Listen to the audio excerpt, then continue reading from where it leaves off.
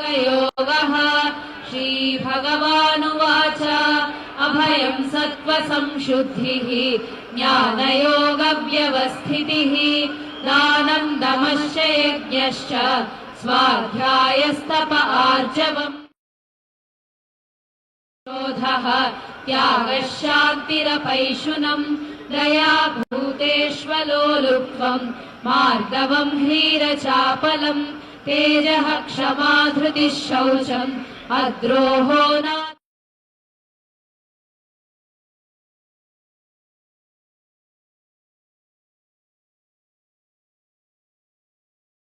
क्रोधः पारुष्यमेव च अज्ञानं चाभिजातस्य पार्थसम्पदमासुरी दैवी सम्पद्विमोक्षाय निबन्धायासुरी मता माशु च सम्पदं दैवीम् अभिजातोऽसि पाण्डव द्वौ भूतसर्गौ लोकेऽस्मिन् दैव आसुर एव च दैवो विस्तरशः प्रोक्तः आसुरं पार्थ मे शृणु प्रवृत्तिञ्च निवृत्तिञ्च जनान विदुरासुराः न शौचन्नापि चाचारः न सत्यं तेषु विद्यते असत्यमप्रतिष्ठन्ते जगदाहुरनीश्वरम् अपरस्परसम्भूतम् किमन्यत् कामहैतुकम् एतां दृष्टिमवष्टभ्य नष्टात्मानोऽल्पबुद्धयः प्रभवन्त्युग्रकर्माणः क्षयाय जगतो हिताः काममाश्रित्य दुष्पूरम् दम्भमानमदान्विताः मोहाद्गृहीत्वा सद्ग्राहान् प्रवर्तन्ते शुचिव्रताः चिन्तामपरिमेयाञ्च प्रलयान्तामुपाश्रिताः कामोपभोगपरमाः एतावदिति निश्चिताः आशापाशशतैर्बद्धाः कामक्रोधपरायणाः ईहन्ते कामभोगार्थम् अन्यायेनार्थ सञ्चयात् इदमद्य मया लब्धम् इमं प्राप्स्ये मनोरथम् इदमस्तीदमपि मे भविष्यति पुनर्धनम् असौ मया हतः शत्रुः हनिष्ये चापरानपि ईश्वरोऽहमहं भोगी सिद्धोऽहं बलवान् सुखी आढ्योऽभिजनवानस्मि कोऽन्योऽस्ति सदृशो मया यक्ष्ये दास्यामि मोदिष्ये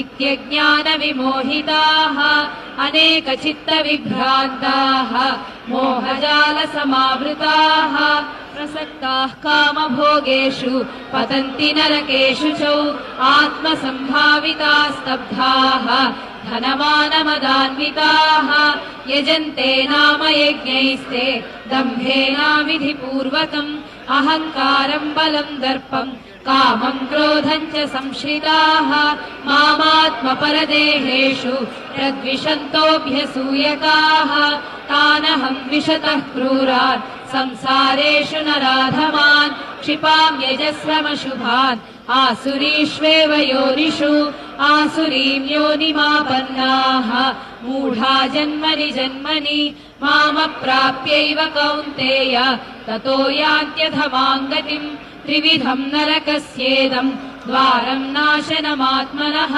कामः क्रोधस्तथा लोभः तस्मादेतत्त्रयम् त्यजेत् एतैर्विमुक्तः कौन्तेय तमोद्वारैस्त्रिभिर्नरः आचरत्यात्मनः श्रेयः ततो याति पराम् गतिम् यः शास्त्रविधिमुत्सृज्य वर्तते कामकारतः न स सिद्धिमवाप्नोति न सुखम् न पराम् गतिम् तस्मात् शास्त्रम् प्रमाणन्ते कार्याकार्यव्यवस्थितौ ज्ञात्वा शास्त्रविधानोक्तम् कर्म कर्तुमिहार्हसि ॐ तत्सदिति श्रीमद्भगवद्गीतासु उपनिषत्सु ब्रह्मविद्यायाम् योगशास्त्रे श्रीकृष्णार्जुनसंवादे दैवासुरसम्पद्विभागयोगो नाम षोडशोऽध्यायः सर्वधर्मान् परित्यज्य मामेकं शरणं व्रज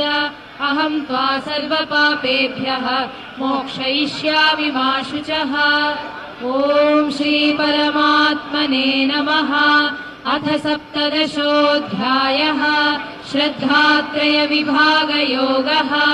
अर्जुन उवाच ये शास्त्रविधिमुत्सृज्य यजन्ते श्रद्धयान्विताः तेषां निष्ठा तु का कृष्ण सत्त्वमाहो रजस्तमः। श्रीभगवानुवाच त्रिविधा भवति श्रद्धा देहिनां सा स्वभावजा सात्विकी राजसी चैव तामसी चेति तां शृणु। सत्त्वानुरूपा सर्वस्य श्रद्धा भवति भारत। श्रद्धामयोऽयं पुरुषः यो यच्छ्रद्धः स एव सः। यजन्ते सात्विका देवान् यक्षरक्षांसि राजसाः प्रेतान् भूतगणांश्चान्ये यजन्ते तामसा जनाः। अशास्त्रविहितं घोरं तप्यन्ते ये तपो जनाः दम्भाहङ्कारसंयुक्ताः कामरागबलान्विताः कर्षयन्तः शरीरस्थं भूतग्राममचेतसः मां चैवान्तः शरीरस्थं तान् विद्यासुरनिश्चयान्। आहारस्त्वपि सर्वस्य त्रिविधो भवति प्रियः यज्ञस्तपस्तथा दानं तेषां भेदमिमं शृणु। आयुः सत्त्वबलारोग्य सुखप्रीतिविवर्धनाः तस्या स्निग्धा स्थिरा हृद्याः आहाराः सात्विकप्रियाः कट्वाम्ललवणात्युष्ण तीक्ष्णरूक्षविदाहिनः आहारा राजसस्येष्टाः दुःखशोकामयप्रदाः यातयामं गतरसं पूतिपर्युषितं च यत् उच्छिष्टमपि चामेध्यं भोजनं तामसप्रियम् अफलाकाङ्क्षिभिर्यज्ञः विधिदृष्टो य युज्यते यष्टव्यमेवेति मनः समाधाय स सात्विकः अभिसन्धाय तु फलं दम्भार्थमपि चैव यत् युज्यते भरतश्रेष्ठ तयज्ञं विद्धि। జై గురుదత్త. ఇప్పుడు మన మధ్యలో ఆంధ్రప్రదేశ్ రాష్ట్ర ముఖ్యమంత్రి వర్యులు శ్రీ నారా చంద్రబాబు నాయుడు గారు ఉన్నారు. భక్తులందరూ కూడా కరతాళధ్వనులతో వారిని స్వాగతిద్దాం.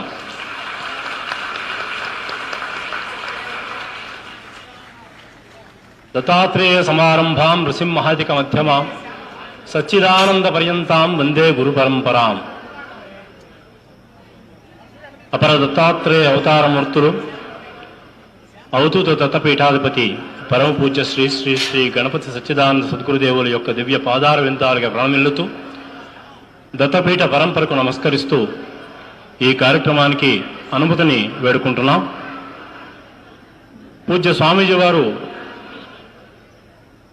1966 ప్రాంతాల్లో మైసూరులో అవధూత దత్తపీఠాన్ని స్థాపించి తదాదిగా గడిచిన 55-60 సంవత్సరాలుగా ప్రపంచం అంతటా కూడా అనేక దత్తపీఠ శాఖల్ని స్థాపన చేశారు. భారతదేశం వెలుపల 16 శాఖల్ని ఏర్పాటు చేశారు. భారతదేశం లోపల 85 శాఖల్ని పూజ్య స్వామీజీ వారు స్థాపన చేశారు.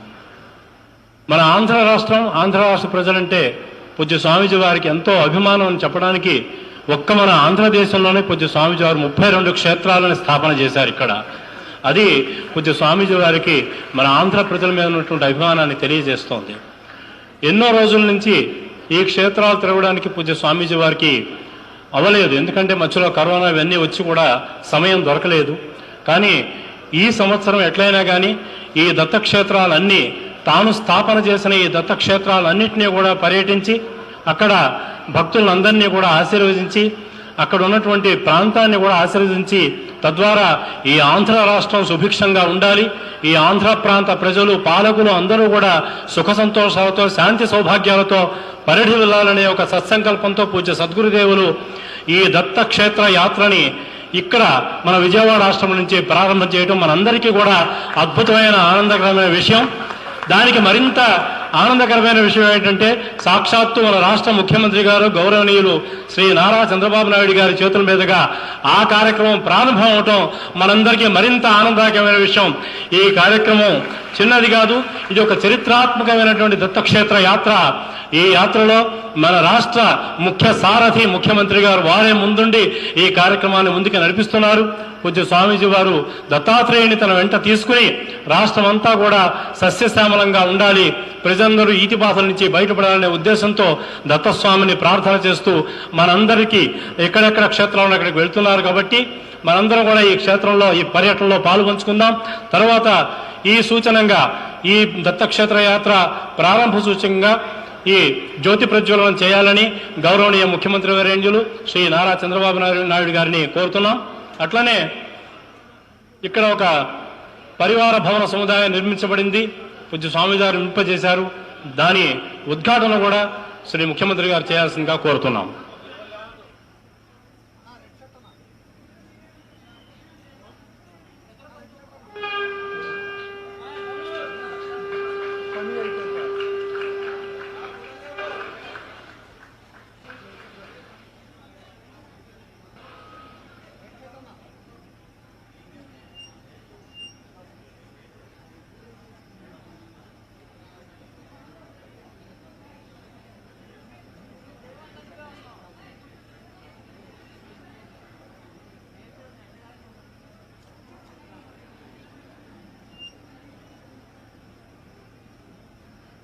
ఇప్పుడు పరివార భవన సముదాయాన్ని కూడా ఉద్ఘాటన చేయవలసిందిగా గౌరవనీయ ముఖ్యమంత్రి వర్యుడిని కోరుతున్నాం.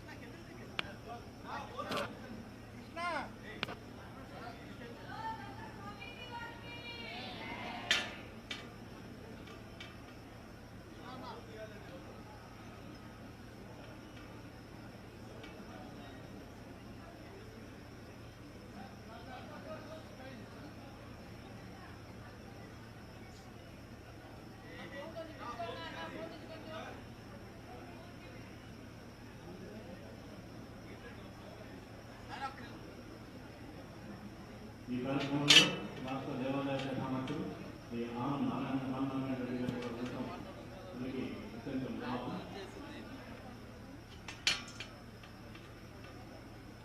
ఇప్పుడు గౌరవ ముఖ్యమంత్రి వర్యులు పూజ్య స్వామీజీ గారికి మరియు బాలస్వామి గారికి పుష్పమాల సమర్పణ చేస్తారు.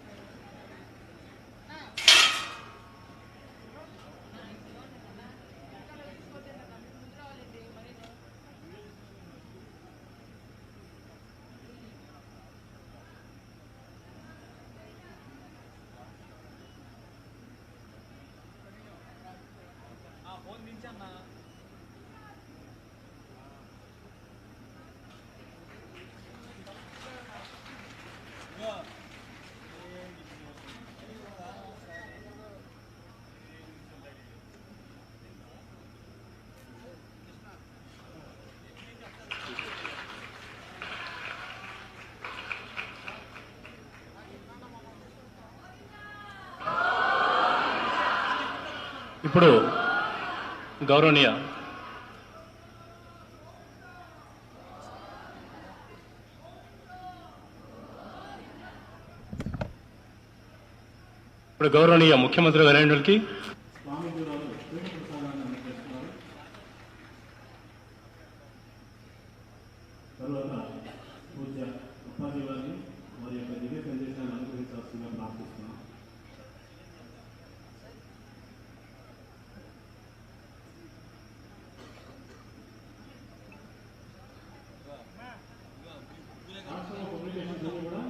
ముఖ్యమంత్రి వర్యులకి మన డైరెక్టర్ శ్రీ మణిశేఖర్ గారు అందజేస్తున్నారు.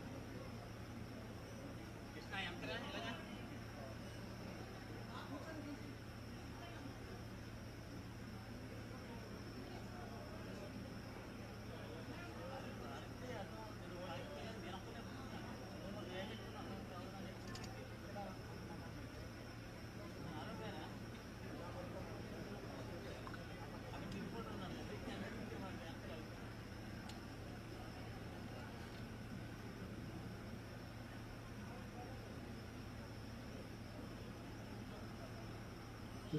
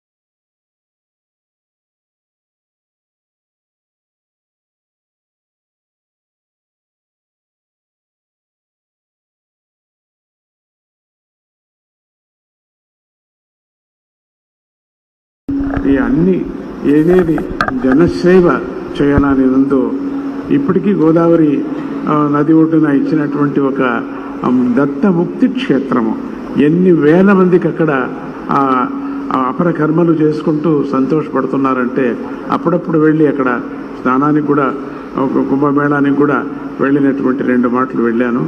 మళ్ళీ ఈ 4 ఏళ్లుగా ఎందుకో ఈ పర్యటన ఎందుకు చేయలేదో అది భగవంతుడికే తెలుసు. చంద్రబాబు నాయుడు గారు వస్తూ ఉండగానే మళ్ళీ యాత్ర చేయాలనే ఒక ఉత్సాహం మనసులో బయలుదేరింది. అది ఇప్పుడు ప్రారంభం చేసుకొని జరుగుతుంది. మొత్తం ఆంధ్రప్రదేశ్లో ఎంత పాదుకా క్షేత్రాలు ఉన్నాయో, ఎన్ని స్వామీజీ స్థాపన చేశారో, ఈ జతకు చెప్పినట్టుగా అన్నదానం చాలా ముఖ్యమైనటువంటిది మన ఆశ్రమాల్లో, ఆ పీఠాల్లో. అట్లా ఆ కార్యక్రమాన్ని వాళ్ళకి ప్రోద్బలించి ఇంకా ఎక్కువ చేయండి అని చెప్పడానికి కోసం సంతోషపడుతున్నా. ఆ కృష్ణమ్మ, ఆ కృష్ణవేణి తల్లి అది 2 సంగమం చేసినటువంటి సందర్భంలో కూడా స్వామీజీ వెళ్ళారు. భగీరథుడయ్యా నువ్వు అని కూడా చెప్పటం జరిగింది అక్కడ వెళ్ళి స్వామీజీ. ఇప్పటికీ కూడా అది మర్చిపోలేను అటువంటి సభ, ఆ కృష్ణానది ఒడ్డు దగ్గర జరిగినటువంటి సభ. అట్లనే మళ్ళీ పరమాత్ముడు మళ్ళీ ఆ మంచి కర్మయోగిని మళ్ళీ మనకు తీసుకొచ్చి ఇచ్చారు. చంద్రబాబు నాయుడు గారు మంచి కర్మయోగి. ఆయన ఏమేమి సంకల్పించారో, భగవంతుడు అమ్మవారు ఆయనతో ఏమేమి చేయించాలనుకుందో నిర్విఘ్నంగా జన సహకారముతో పరమాత్ముడి యొక్క వాతావరణ సహకారంతో అన్ని చేయని అని చెప్పేసి ఈ సర్కార్కి మంచి భవిష్యత్తు ముందు ఉండాలని చెప్పేసి స్వర్ణాంధ్రగా మళ్ళీ నేను అనుకోవాలా అనేటువంటి మనస్సులో నేను సంకల్పం చేస్తున్నాను. ఎంత సంతోషమైందో ఆ సంతోషానికే నేను వయస్సు లెక్క చేయకుండా ఏమీ లెక్క చేయకుండా పరిగెత్తుకొని వచ్చాను. అన్ని చోట్ల తిరుగుతున్నాను. చంద్రబాబు నాయుడు గారికి మంచి శక్తిని, మా ఆత్మస్థైర్యాన్ని, అట్లనే ఆ చుట్టూ ఉండేటువంటి ఆ పరివార మంత్రాంగానికి అటువంటి శక్తిని, నిస్వార్థమైనటువంటి సేవా శక్తిని వాళ్లకు ఇవ్వని, ఆయన యొక్క సంకల్పం నెరవేరని అని జగన్మాత అయినటువంటి గీతామాతను అన్ని చోట్ల మేము ప్రచారం చేస్తున్నాం. ఆ గీతామాతను కూడా ఈరోజు పారాయణం కూడా చేశారు. గీతా పారాయణం ఎంతోమందికి గోల్డ్ మెడల్ కూడా తీసుకున్నారు. అటువంటి పారాయణం చేసి గీతామాతకు, అట్లనే మరగత రాజరాజేశ్వరి అమ్మవారికి కూడా నేను వేడుకుంటూ సక్సెస్ కానీ, ఆయన యొక్క విచారాన్ని దిగ్విజయం కానీ అని చెప్పి ఆశీర్వాదం చేస్తూ, ఆయన మంత్రాంగానికి, ఆయన యొక్క సర్కారానికి ఈ గవర్నమెంట్ మంచి గవర్నమెంట్గా మనకు ఉండని, స్వర్ణాన్ని మనం చూసేటువంటి యోగం మనకు కలగని. అంటే బంగారు అంటే లక్ష్మి అంటే సుఖం, శాంతి అని అర్థం. అటువంటి సుఖ శాంతులు ఉండని అని చెప్పి వేడుకుంటూ ఇక మళ్ళీ నేను వదలటానికే ఇష్టం లేదు. అంత సంతోషంగా ఉంది. ఆ సంతోషం హృదయంలో నుంచి బయటికి రావటం లేదు. అట్లా ఆ సంతోషాన్ని వ్యక్తం చేస్తూ ఆయనకు మంచిది కానీ అని చెప్తూ ఈరోజు చిన్న ఒక కార్యక్రమాన్ని కూడా ఇక్కడ చేయటానికి వచ్చారు. 2-3 మాటలు అయింది ఇక్కడికి వచ్చారు. ఎన్టీ రామారావు కూడా ఇక్కడికి వచ్చారు. మొదట్లో ఈ యజ్ఞశాలను ప్రారంభం చేసింది ఆయన. క్షిప్ర గణపతి యజ్ఞశాల ప్రారంభం చేశారు. అవన్నీ నేను జ్ఞాపకం చేసుకుంటున్నాను. అట్లా అంటూ ఆ విధంగా ఒక ఫ్యామిలీ మెంబర్గా నా మనసులో ఉంది. కానీ ఏదో మినిస్టర్ చంద్రబాబు నాయుడు అట్లా ఆ విధంగా నాకు లేనే లేదు. ఒక ఫ్యామిలీ మెంబర్గా నేను ప్రార్థన చేస్తున్నాను అని చెప్పి, మా ఫ్యామిలీ మెంబర్కి బాగా కానీ అభివృద్ధి కానీ అని చెప్పి, ఆయన అనుకున్నదంతా బాగా జరగని, ప్రజలందరూ క్షేమంగా ఉండని అని చెప్తూ, కొంచెం తక్షణమే అయ్యలేదు కదా. రాముడు రాజ్యానికి వచ్చాడు. రామరాజ్యానికి వచ్చిన తర్వాత మీరు చూడండి, రామాయణంలో ఆయన రాజ్యానికి వచ్చిన తర్వాత 5 ఏళ్ళు అయింది. మళ్ళీ అభివృద్ధి కావాలంటే ఇమ్మీడియట్గా అందరినీ ఆకాశానికి తక్షణం పెండాలు వేయలేం కదా. ఇమ్మీడియట్గా కావాలంటే ఎక్కడవుతుంది? మనకు అవుతుంది, సమయం కావాలి కదా. చెడుది కావటానికి ఎన్నో ఏళ్ళు పట్టింది, మంచిది కావటానికి ఇమ్మీడియట్గా కావాలని ఎట్లవుతుంది? దానికన్నా తగ్గుతుంది. చెడు కావటానికి అట్లయితే మంచి కావటానికి కొంచెం సమయం కావాలి కదా. అందుకని ఆ సమయం అవుతుంది. అందరూ దానికి సహాయ హస్తలుగా మనమందరూ అందిస్తాం అని చెప్పి ఈ యొక్క పెద్ద యజ్ఞం చేస్తున్నారు ఆయన. మనసులో చాలా పెద్ద యజ్ఞం. ఏదో ఒక అమరావతిని అమరావతి అనేటువంటిది ప్రారంభంలో నేను సంతోషపడ్డాను, అమరావతి మనకు వచ్చిందని. మళ్ళీ అమరావతి మనకు వచ్చేసింది. అమరావతిలో మనం ఉంటున్నాము. అమరావతి అని చెప్పుకుంటున్నాం మనం. ఇంతవరకు నేను విజయవాడ అనుకుంటుంటే అడిగారు అమెరికాలో కూడా, మీ రాజ్యం ఏది అని. విజయవాడ. ఏం చెప్తున్నాను? ఇప్పుడు చెప్తాను నేను, అమరావతి అని చెప్తాను. నేను రాజ్యం నేను చెప్పుకుంటాను, నా అమరావతి నేను చెప్తాను. అటువంటిది అమరావతి అంటే ఇంద్రలోకము అన్నమాట. అటువంటి స్వప్నాన్ని చూసి ఇప్పుడు చేయటానికి ప్రారంభం చేసుకున్నారు. అది మంచిగా కలగని, సిద్ధి కలగని అని అంటూ ప్రతి నిత్యము ఆయన గురించి కొంచెం కష్టాలు ఉన్నప్పుడు ప్రతినిత్యం యజ్ఞం చేశారు స్వామీజీ. యజ్ఞం చేసి మైసూరులో ఆ యజ్ఞం ప్రసాదం ఎవరితో నేను ఇచ్చి పంపించలేదు. నేను ఇవ్వకూడదు, నేనే ప్రత్యక్షంగా ఇవ్వాలని అమ్మ సాక్షిగా ఈరోజు ఆయనకు ఆ ప్రసాదాన్ని అందించడం జరిగింది. నాకు సమాధానమైంది అని అంటూ ఆయనకు శ్రేయస్సు కలగని అని అంటూ ముందు కార్యక్రమానికి 4 మాట్లాడాలి. మీరు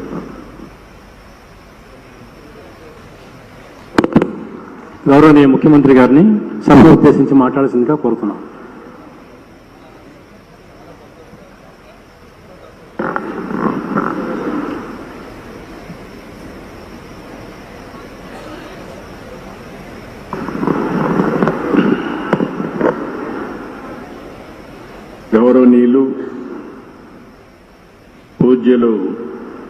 శ్రీ గణపతి సద్దాను స్వామీజీ, గౌరవనీయులు పూజ్యులు శ్రీ దత్త విజయానంద తీర్థ స్వామీజీ, ఈ సమావేశానికి విచ్చేసిన భక్తులందరికీ పేరు పేరున మనస్ఫూర్తిగా నమస్కారాలు, అభినందనలు. ఈరోజు స్వామీజీని ఇక్కడ నేను దర్శనం చేసుకోవడం నా అదృష్టంగా నేను భావిస్తున్నా. ఆయన ఆశీస్సులు తీసుకున్నా. ఆయన ఎప్పుడు కూడా ఒక మంచి మనసుతో ఆశీర్వదిస్తారు. సమాజం కోసమే ఆయన పనిచేస్తున్నారు. ఈరోజు ఆయన చెప్పిన మాటలు కూడా మీరు వింటే, ఆయన నేను కష్టాల్లో ఉన్నప్పుడు ఆయన పూజ చేసి నాకు దాన్ని ఆ ఫలితాన్ని ఇప్పుడు నా చేతికిచ్చారు. అంటే ఒక మంచి కోసం ఏ విధంగా ఆలోచిస్తారో స్వామీజీ ఒక ఉదాహరణ అని చెప్పి నేను మీకు అందరికీ తెలియజేస్తున్నా. వారి జీవితంలో మీరు చూస్తే దత్త క్షేత్రాలు పెట్టి అక్కడ భక్తుల కోసం అనేక సందర్భాల్లో రావడం. ఒకసారి ఇక్కడే వారిని కలిశాను, హైదరాబాద్లో అనేక సార్లు కలిశాను.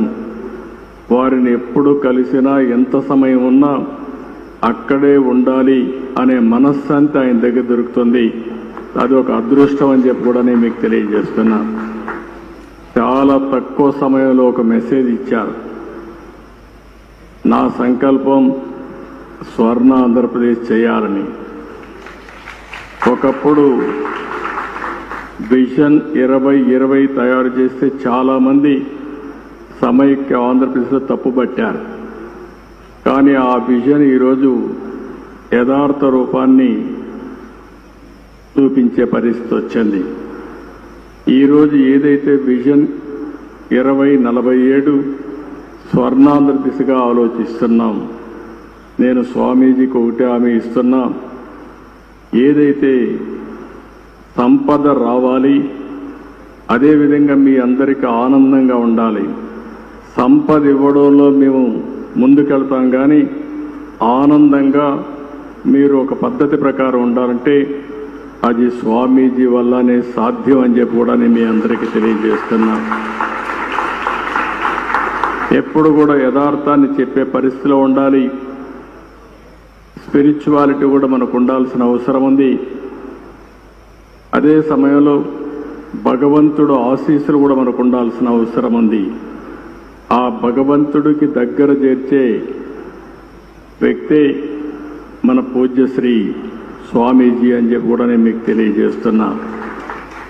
చాలామందిని చూశాం, కానీ నాదస్వరంతో మన అందరికీ సమస్యలుంటే పరిష్కారం చేసే శక్తి ఒక్క మన స్వామికే ఉండడం మనందరి అదృష్టం కూడా. ఈరోజు మళ్ళీ నేను అన్ని క్షేత్రాలు తిరుగుతానని 53 రోజులు ఈ రాష్ట్రంలో ఉన్నారంటే వారు ఇక్కడ ఉన్నంత వరకు అన్నీ కూడా మనకు శుభమే జరుగుతుంది. నేను వారికి ఒకటే హామీ ఇస్తున్నా. మీరు చేసే ప్రజలకు మంచి కోసం మీరు తాపత్రయం పడుతున్నారు. వారికి దేవుని కృప కలగాలని మీరు ఆలోచిస్తున్నారు. నేను కూడా ఆలోచించేది మీ యొక్క ఆశీస్సులతో ఈ ప్రజలకు ఆర్థిక స్వావలంబన జరగాలని, పేదరికం పూర్తిగా పోవాలని, ప్రజలందరూ ఆనందంగా ఉండాలని చెప్పి ఆశిస్తున్నా. దానికి పూర్తిగా స్వామీజీ యొక్క ఆశీస్సులు కోరుకుంటూ ఈరోజు మిమ్మల్ని చూస్తే ఒక ప్రశాంతంగా కూర్చున్నారు ఇక్కడ. అంటే మీరంతా ఒక పరిపక్వంగా కూడా ఉన్నారు. స్వామీజీ పైన నమ్మకం, ఆ నమ్మకంలో కొంత శాతం పాలకులైన నా మీద కూడా పెట్టండి. మీకు స్వర్ణాంధ్రప్రదేశ్ దిశగా ముందుకు తీసుకుపోయే బాధ్యత నేను తీసుకుంటానని మరొక్కసారి మీ అందరికీ హామీ ఇస్తూ ఈరోజు ఈ అవకాశాన్ని ఇచ్చిన మిమ్మల్ని అందరినీ పేరు పేరున మనస్ఫూర్తిగా అభినందిస్తూ స్వామీజీకి మరొక్కసారి ప్రత్యేకంగా పాదాభివందనం చేస్తూ సెలవు తీసుకుంటున్నాను. జై హింద్.